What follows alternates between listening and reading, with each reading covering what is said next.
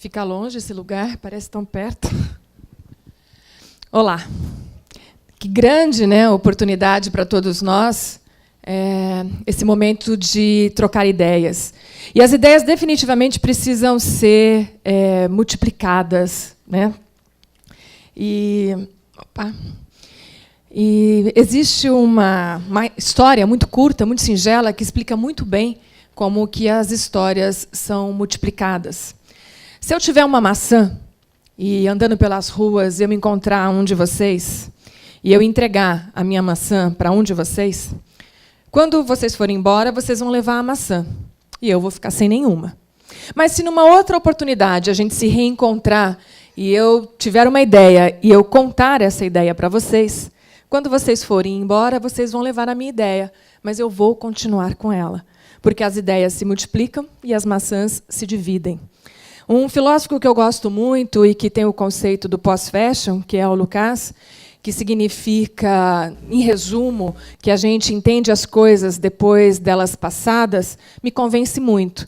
Tenho muita convicção nessa frase, exatamente porque defendo a teoria de que as minhas ideias atuais são só organizações mais elaboradas de ideias que eu já tinha aos 9, 10 anos de idade, porque as ideias nos representam, né, e a gente se organiza para representar as nossas ideias.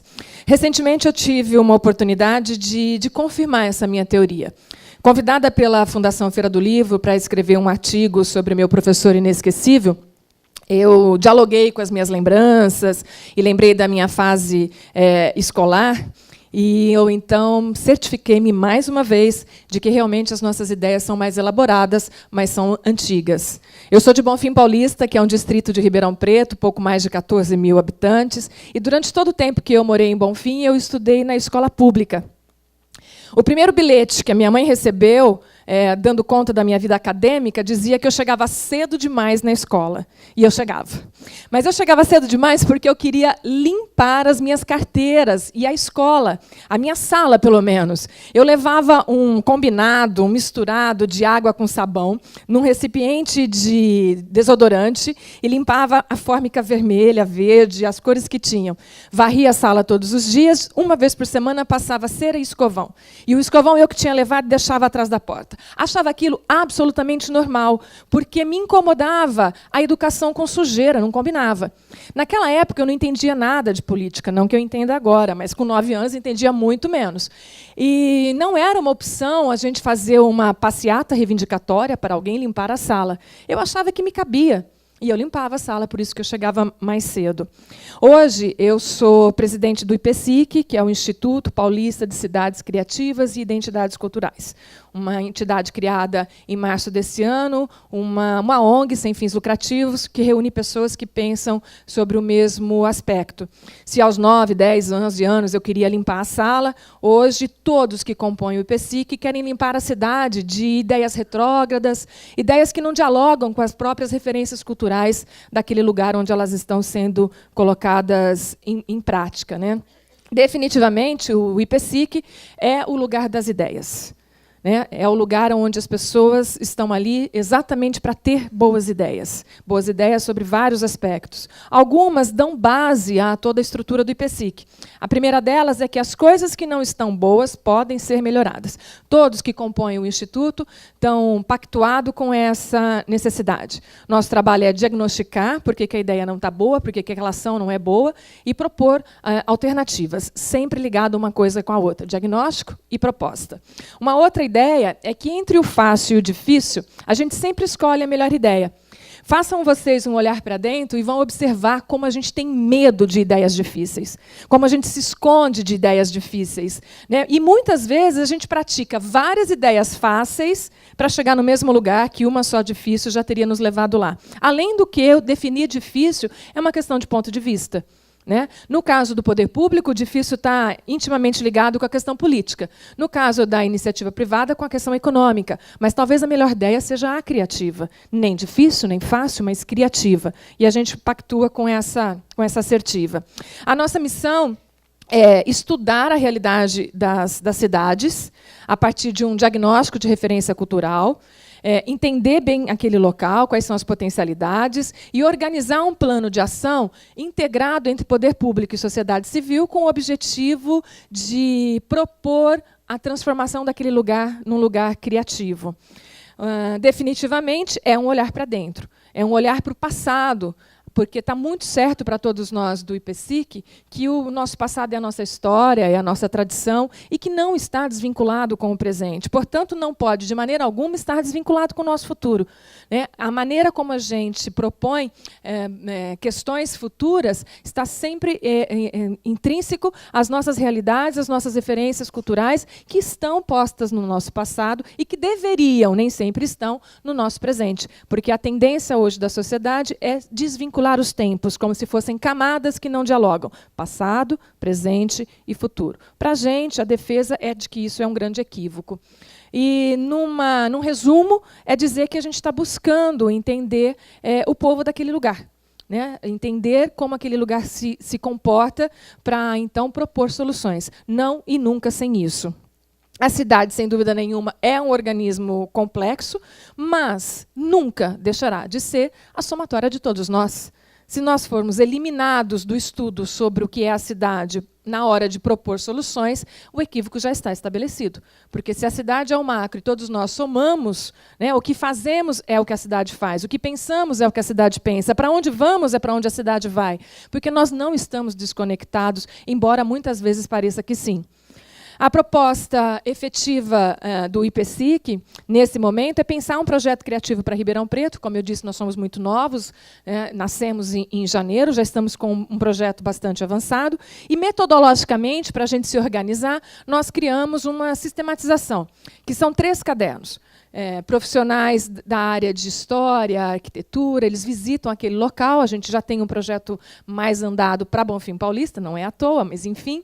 E, no caso, a gente elabora um primeiro caderno, que é o caderno das referências culturais. A gente pesquisa, a gente pergunta, conversa com a comunidade, o que eles querem, o que eles faziam, o que eles gostam, o que eles não querem. E aí o segundo caderno é o caderno das referências, das diretrizes urbanas.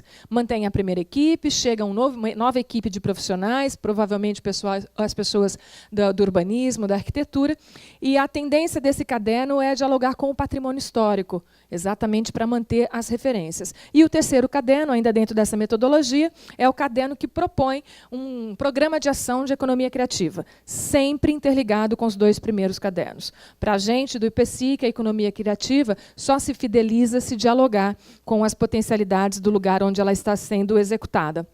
Definitivamente, a nossa proposta é limpar a cidade de vazios urbanos, que são feios aos olhos de qualquer um, é permitir que o passado, que o antigo, dialoguem com a gente, mantendo as referências, e fazer que, com o que é feio, fique bonito, porque não precisa ser necessariamente feio. Transformar um lugar de ninguém em lugar nenhum é a base do nosso trabalho.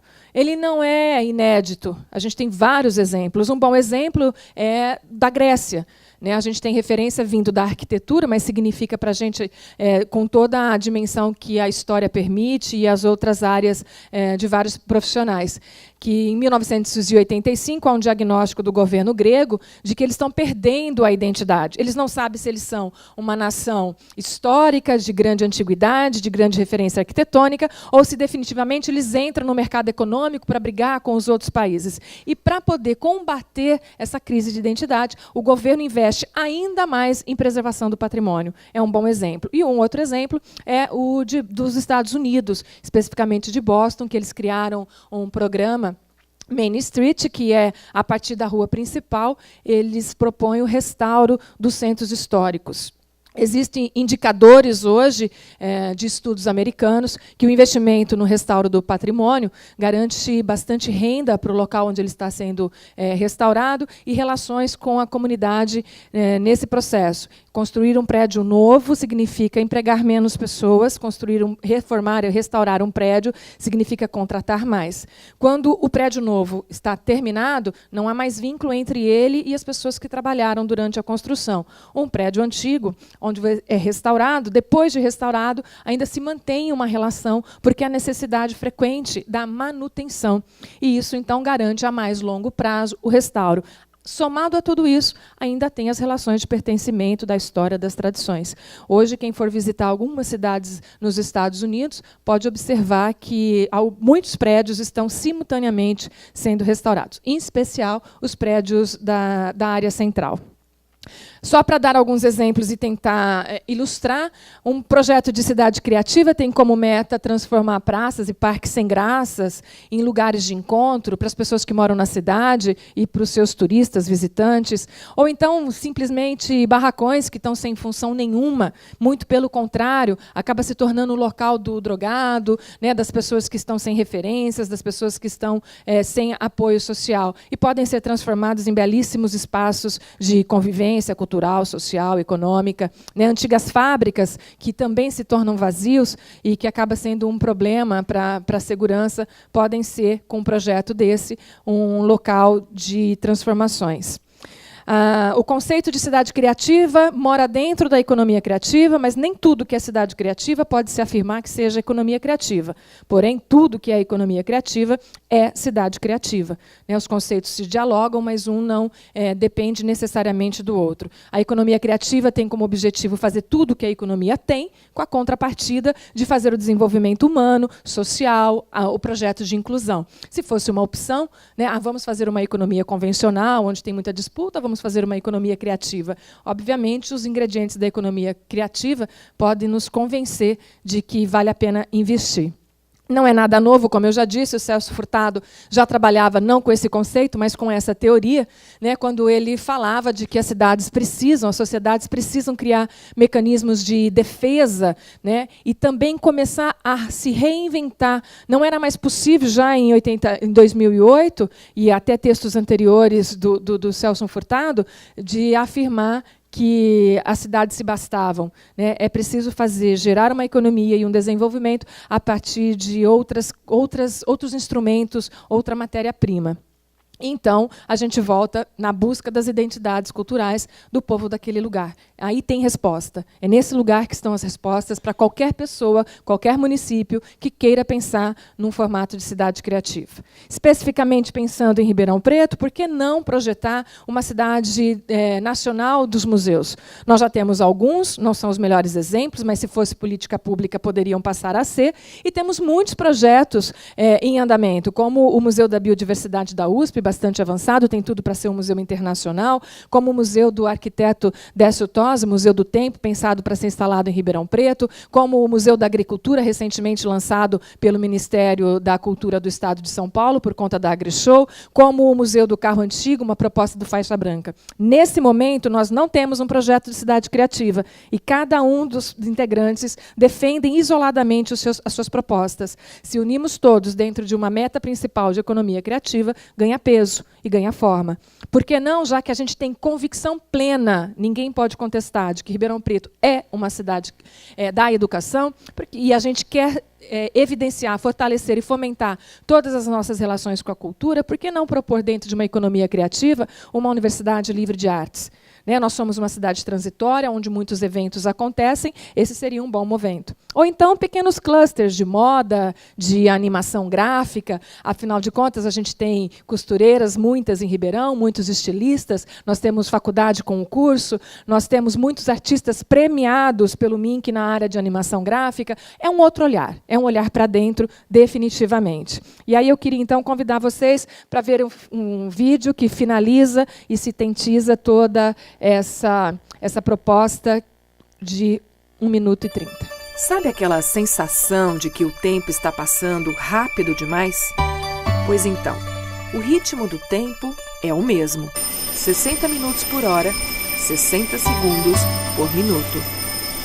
Sabe aquela sensação de que as mudanças estão acontecendo rápidas demais? As mudanças estão. Por isso, é preciso ter com muita clareza quais mudanças queremos que aconteçam. E para saber, o melhor caminho é um olhar para dentro, em busca de nossas referências culturais, nossa identidade. O passado nos pertence e nos reflete. e para observá-lo é preciso limpar a névoa que nos limita a ver. Não é à toa que, em muitas línguas, patrimônio e herança são a mesma palavra. Nossa identidade cultural é a herança que recebemos e que deixamos, com a certeza de que esse bem é que nos faz pertencer a um lugar e não a lugar nenhum.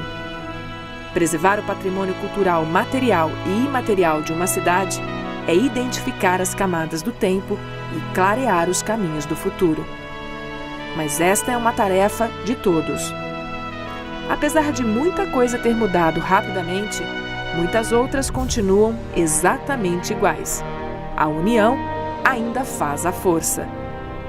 IPSIC, unindo ideias e pessoas para fazer das cidades lugares mais criativos. Bem, nosso trabalho é fazer com que as cidades não desassociem os dois conceitos, patrimônio cultural e herança. E o trabalho da cidade criativa é fazer o máximo possível, positivamente, para a maior quantidade de pessoas envolvidas na proposta de ter uma cidade mais humana, mais conectada com as histórias e com as referências do lugar. Muito obrigada.